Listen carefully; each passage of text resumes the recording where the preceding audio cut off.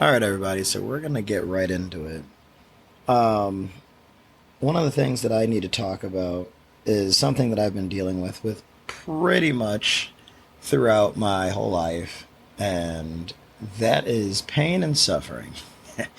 Pain and suffering is something that is essential, I think, for every human being. I think we need that in order to grow. I think it's very, very important that people encounter pain and suffering. And I don't mean like, all right, you have to have your arm broken. Now you can finally learn how it is to be a human. No, I mean, like, everybody needs to understand what types of pain there are and what the suffering that comes with it is.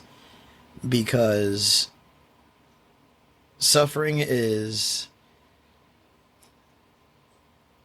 an effect, and I guess the way you would look at it would be that pain is the cause, suffering is the effect, and you only learn so much from the initial pain, but I think you take way more away from the suffering that comes after it. And that's, go back to the broken arm incident. You go through breaking your arm, you get your arm breaks, right?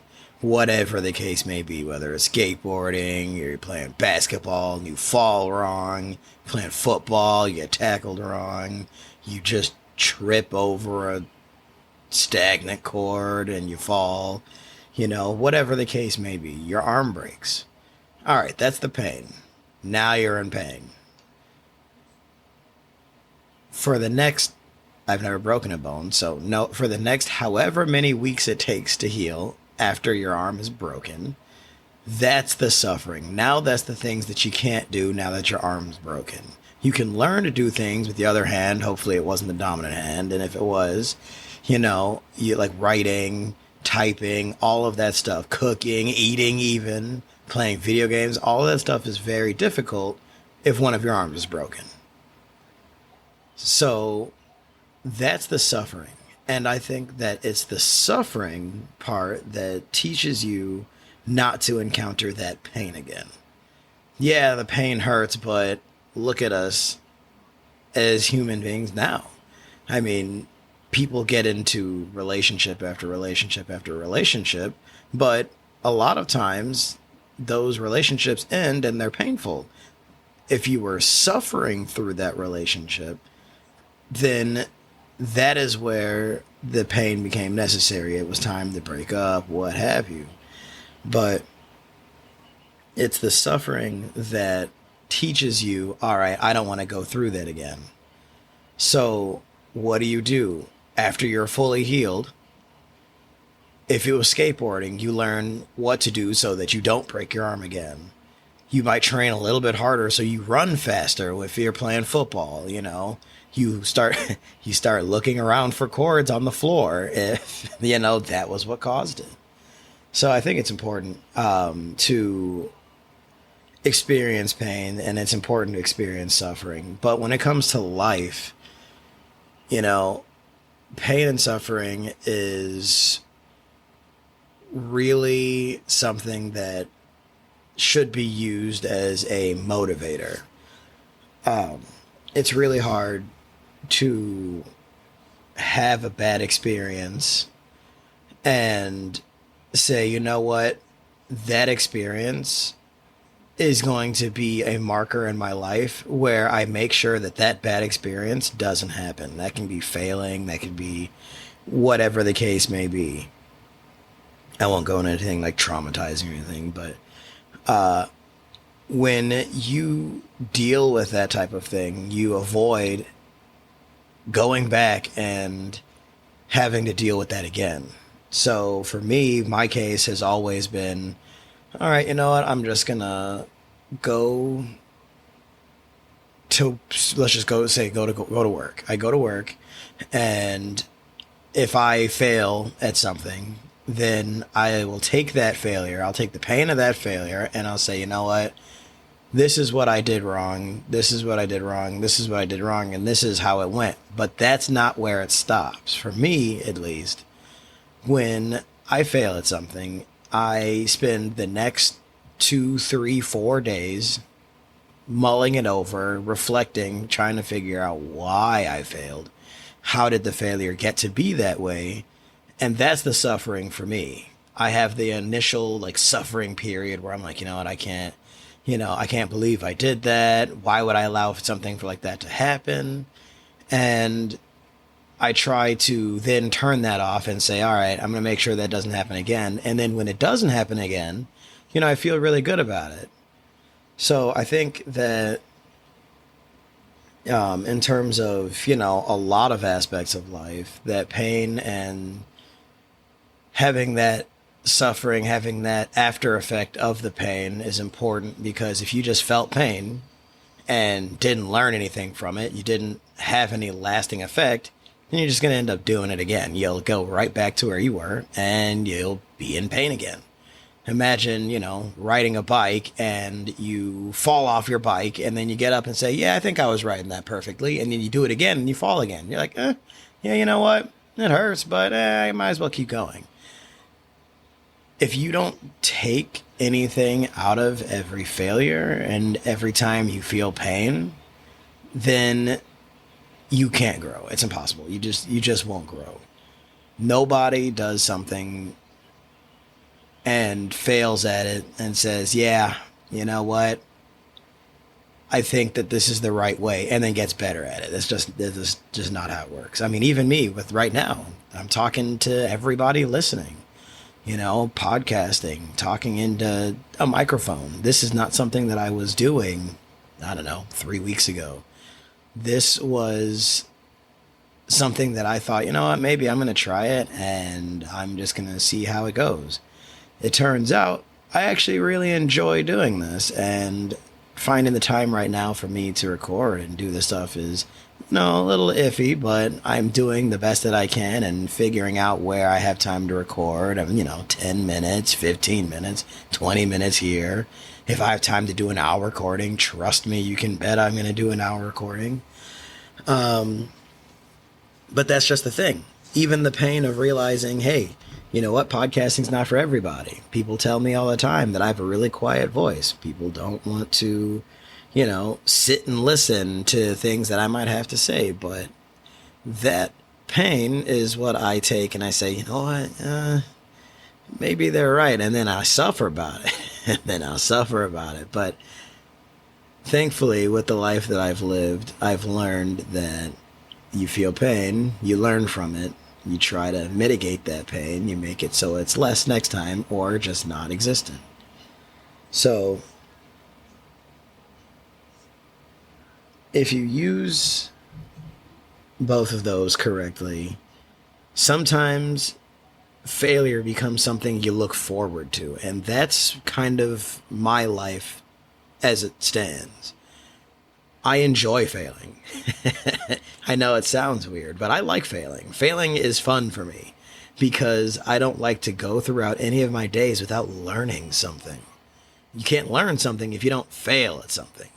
You can learn something new because you didn't know about it, but then when you try to put it into practice, probably not going to be that great at it unless you're like a prodigy or something. So for me, it comes to, talking for a long period of time. I was terrible at it. My first recording took like an hour to get, 12, 15 minutes out of it. And I was like, yeah, all right, this is probably not for me. And then I'm like, you know what? No, let's try it again and see if I can just talk the entire time. And that's difficult too. But hey, you know what?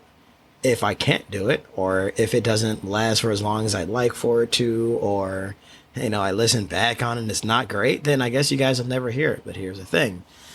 I won't know if it's great or if it's good or if it's bad or if it's terrible if I don't release it or if I don't try to talk to anybody listening.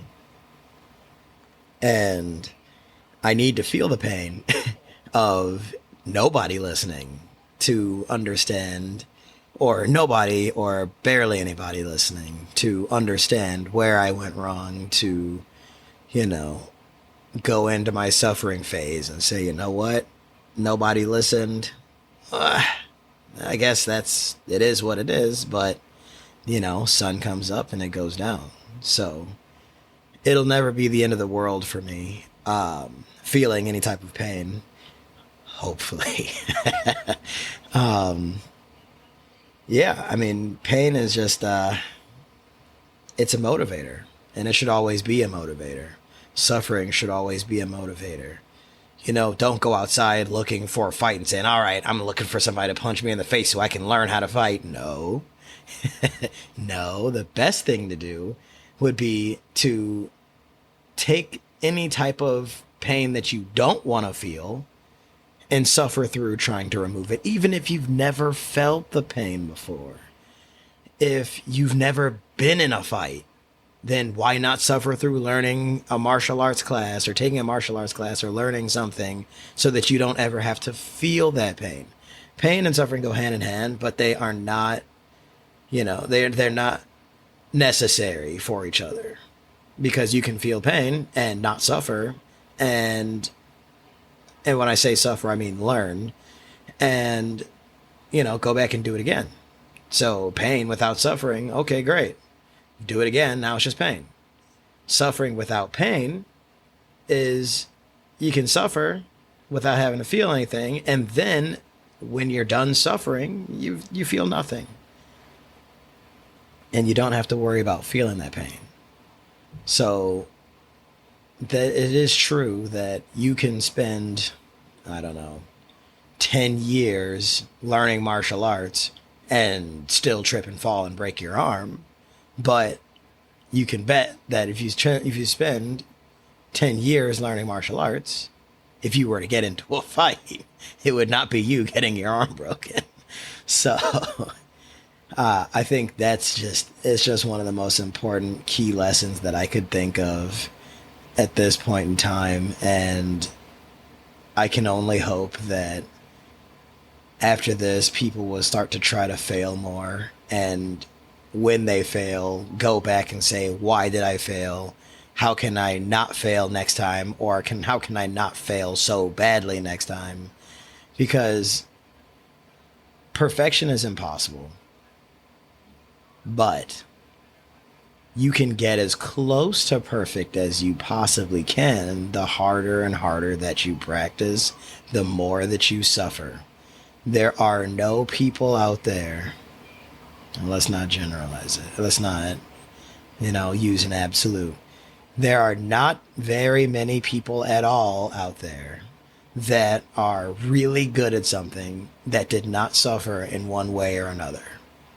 You have to get up. You gotta learn. You gotta fail. You gotta suffer. You gotta get hurt, and you gotta know what that's like, because no winner is a true winner without the experience of defeat. And that's me. That's all me right there. You're not a true winner until you know what it's like to lose, because that humility, what it's like to lose is the best guidance on how to truly win at something. You ever see one of those like games or something, like a game show or something where, it comes down to two people and they could win, but they hand it off to another person. They've been winning all of these times. They won 20 times in a row, but then the new person is a runner-up and they came to second place and now they're going head-to-head. And the guy in first place is just like, I've been doing this for 20 years. 20 times I've been doing this. And this person is on their first and they're here with me. Not to say, that I don't deserve a 21st win, but this person deserves their first. And sometimes you'll hand it to them. Sometimes they need the lesson of getting that far for working that hard and then coming in second place and just not clinching that victory. It can go hand in hand. And that's what I mean. It's always going to be time appropriate. It's always going to be, a decision that's made right then and there. And I think that's the beauty of it. I'm not here to say, pain is awesome and, sound really sadistic or anything like that. But I am here to say that one of the best ways to learn is to fail. When we were babies, How many times did we fall over when we were tired of crawling and said, all right, it's time to walk? How many times you fall when you tried to plant your feet on the ground and you fell over? Riding a bike without the steering wheels. You say, all right, I'm tired of having these inhibitors. So you want to go and ride one bike. How many times do you fall after that? If you learned how to skateboard, how many times do you fall? You know, pro skaters, pro anybody, any professional, any person who's even somewhat good at something. You know, I'm halfway decent at my job, but it also took me 7 years to get there, you know, and I've spent a lot of time and a lot of effort into it. And I am not stopping anytime soon, just like with this. You know, this is my next thing. I want to do this, and I'm going to keep doing this. And I have to fail and get negative comments and get bad comments and tell people and have people tell me I suck. I need that because it's the only way I can get better. And I would hope to be able to profess that to everyone else. Anyone else listening, if you are failing at something and you feel you are just so bad at it and you are never going to get it, trust me when I say that you will.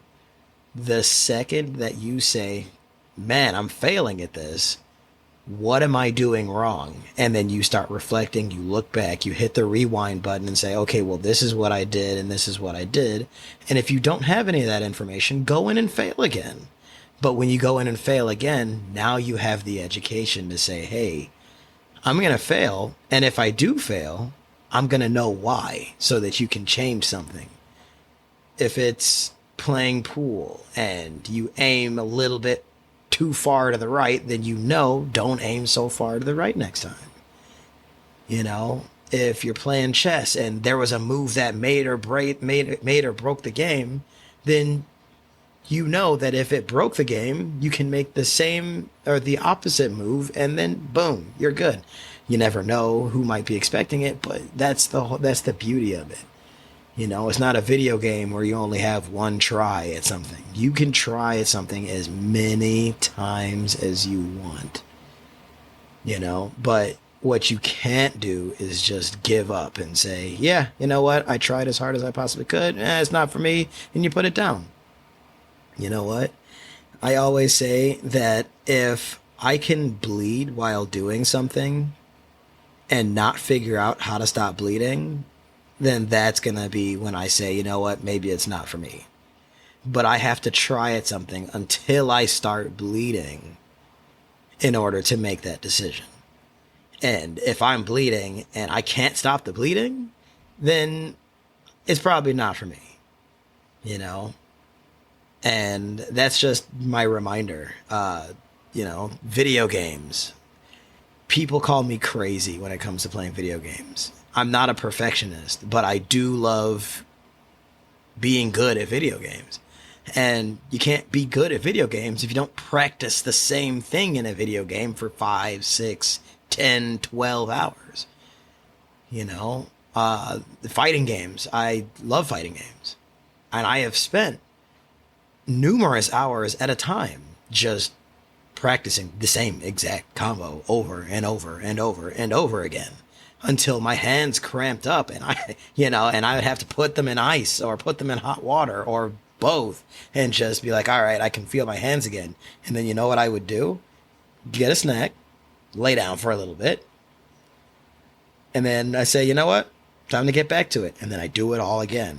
Maybe not for the same amount of hours in succession each time, but if I was going to spend 5 hours on a Monday before or after work or school or in whatever it was during wherever I was at that point in my life, then Tuesday I would say, all right, you know what? Let's do another 5 hours. If I had time later or after in that same day, I say, you know what? Another 30, 40 minutes couldn't hurt. You have to invest your time into failing.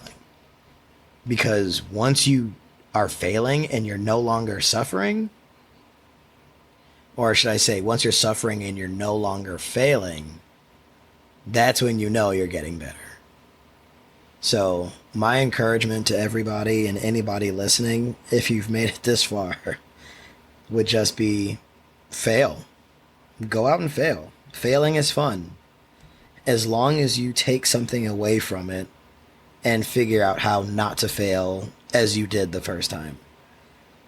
Because every time you fail in a better way, you're one step forward towards getting closer to that goal of perfection.